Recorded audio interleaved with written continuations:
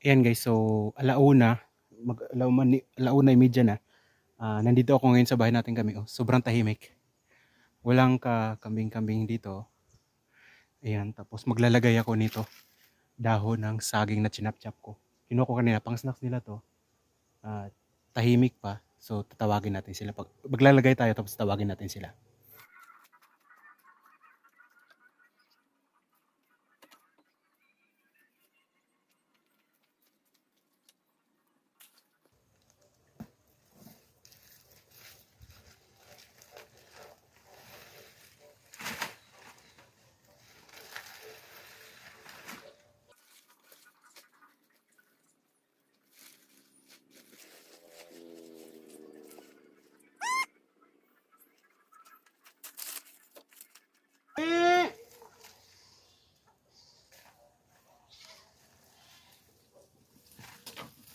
Ayan na.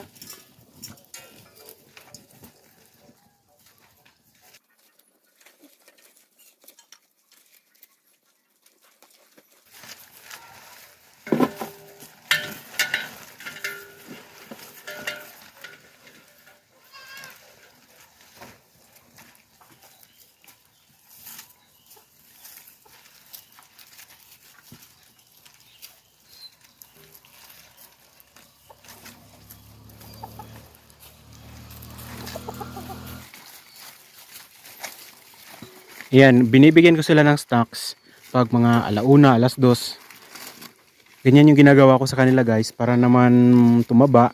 Tapos pag mga alas 4 o alas 5 guys, pinapalabas ko sila sa bakod. Hinahayaan ko silang gumala. Tapos yun, nagiging busog sila doon. Kaya ayan guys. Sobrang payat niyan. Pero ngayon, tingnan nyo naman yung katawan. Unti-unti nang nag-ano eh. Butot balat na yan guys. Tapos nakalbo pa, parang ako. Pero yun, tingnan nyo naman oh. Bumilog-bilog na yung tiyan niya, di ba? So, sana.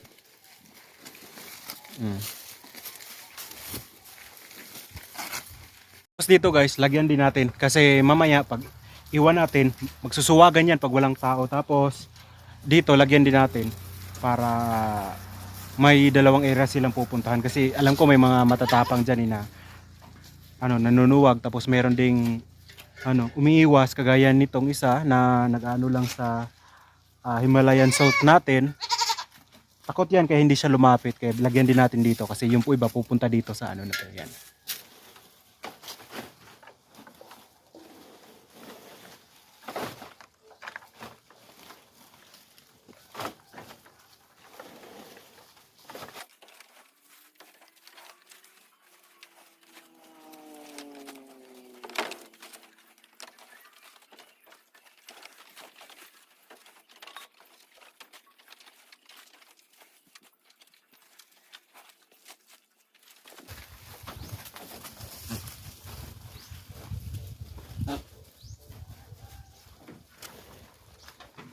Oh, yan 'di ba?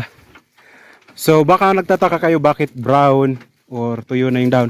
Ano yan, dapat fresh yan, yung green pa. Kaso lang na sa apoy. Alam mo yung pag nagsiga ka tapos nalapit sa apoy, yan yung nangyayari ganyan.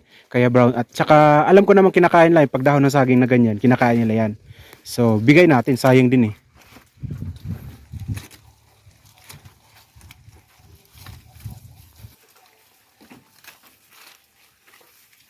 Baka mag-ano kayo guys na sayang kasi natatapon lang, tingnan nyo. Kasi pag ginanyan mo yung dahon ng saging, chinap-chap mo, tapos lagay mo sa pakainan nilang ganyan, talagang hihilahin lang nila, hihilahin. Tapos yan guys, pag wala nang matira dyan, yung natatapon sa lupa, kinukuha nila yan, pagbalik natin, wala na yan. Kung ano na lang, yung parang subok niya, yung stem na lang ng dahon, yun na lang yung makikita natin dito. Kasi kinakain nila, pinupulot nila yan, lalo na pag tag-init, sobrang init ng panahon. Ngayon medyo malamig, or medyo makulimlim, tapos hindi naman basa yung lupa or ground, kaya pupulutin pa rin nila yan. So no worries, kakainin nila yan. Yan, itong mga natatapon, kagaya niyan. Kakainin nila yan, mamaya, uubusin nila yan. Kaya yan guys.